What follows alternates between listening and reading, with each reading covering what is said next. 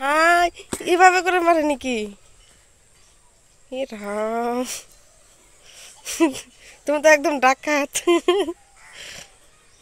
তো দেখুন সব পরিষ্কার করা হয়ে গেছে, এবার গলাটা কেটে নিচ্ছে। শক্ত নাকি?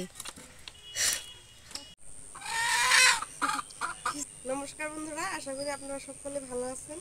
তো আজকে এই যে একটা দেশি মুরগি নিয়েছি, এটা দিয়ে একদম পাতলা ঝোল করবো। আপনারা শেষ অবধি দেখবেন, আশা করি ভালো লাগবে।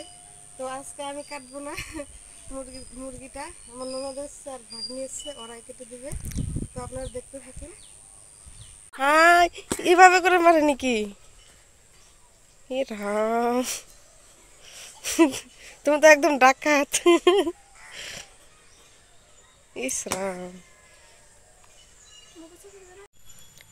তো দেখুন বন্ধুরা, নতুন নিয়মে মুরগি কাটা। প্রথমে মুরগির ছালগুলো সব এমনি এমনি তুলে দিল, আর সব উড়ে উড়ে চলে গেছে এই যে। তারপরে এই যে গরম জলে ভিজিয়েছে, এখন অল্প অল্প আছে সেগুলো তুলবে। আর সবাই যে পাকগুলো কুড়াচ্ছে, হাওয়াতে উড়ে উড়ে যাচ্ছে। তো এই দেখুন মুরগি ছোলা হয়ে গেছে, আর অল্প সামান্য করে পুড়িয়ে নিচ্ছে এবার। খুব বেশি পোড়াবে না, হালকা করে পোড়াবে, সব পাক শাক সব উঠে গেছে। তো দেখুন সব পরিষ্কার করা হয়ে গেছে, এবার গলাটা কেটে নিচ্ছে। শক্ত নাকি?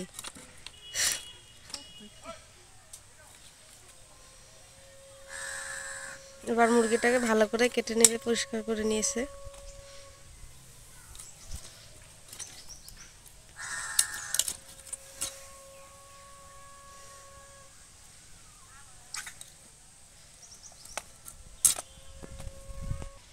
তো কি সুন্দর তেল হয়েছে দেখুন, মনে হচ্ছে এটা ভিতরে ডিম হয়েছে। দেখা যাক কাটার পরে কি হয়।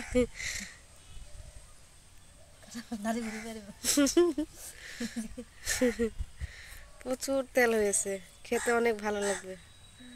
ইস রাম, প্রচুর তেল, একদম হলুদ হয়ে গেছে তেলে। বাবা, ডিম বাইরেছে দেখি কত বড়, দেখি। কালকে বাড়তো ডিমটা, সত্যি তো, একটা ভেঙে গেছে একদম একটা ভেঙে একদম লেটা পেটা হয়ে গেছে। আর একটা দেখুন কত বড়, কাছে নিয়ে দেখাচ্ছে এই যে।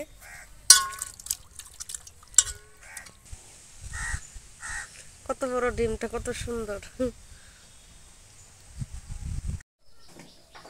তো বন্ধুরা এই দেখুন মাংস ধুয়ে পরিষ্কার করে নিয়ে আসলাম। এবার আমি প্রথমে মাংসগুলোর মধ্যে মশলা মেখে নিচ্ছি। নুন, হলুদ গুঁড়ো, পেঁয়াজ কুচি। দেখুন কতগুলো শুকনো লঙ্কা বেটে নিয়েছে, একদম পুরো ঝাল ঝাল করে বানাবো। বাটা এখানে আছে, রসুন বাটা আর আদা বাটা। রসুনটাকে অল্প অল্প গোটা গোটা করে বেটে নিয়েছি। আদা বাটা, আর এখানে আছে জিরে বাটা, আর কয়েকটা দিয়ে দিচ্ছি গোটা রসুন। টমেটো অল্প বড় বড় করে কেটে দিয়েছি। এবার দিয়ে দিচ্ছি সরিষার তেল। এবার সব কিছুকে ভালো করে মেখে নেব।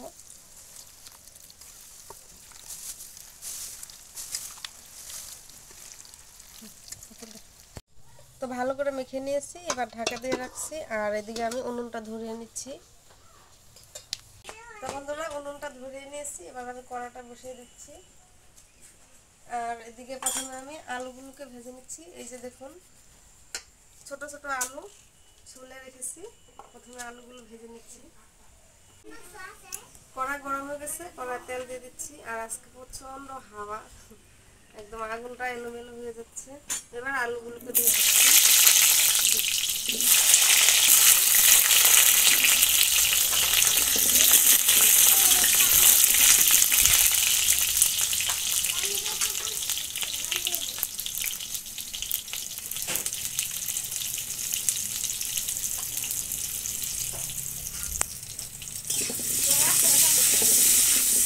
তো আলু ভাজা হয়ে গেছে, তুলে নিচ্ছি।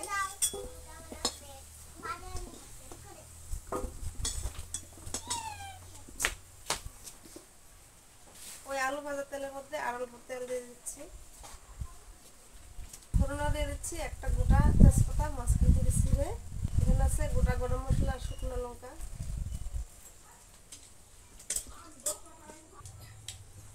এবার দিয়ে দিচ্ছি গোটা জিরে। তো এবারে দিয়ে দিচ্ছি মাংস, মেখে রাখা মাংসটা।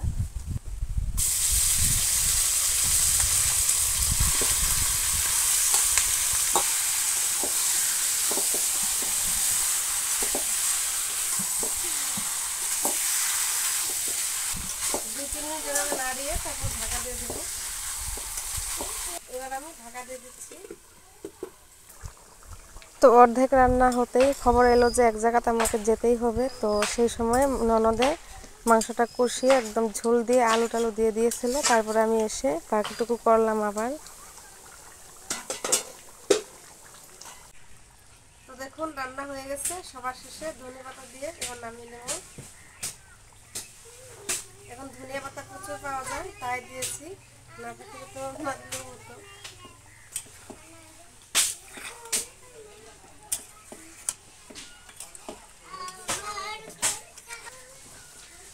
এবার আমি ঢেলে দিচ্ছি। দেখুন কত তেল উঠেছে।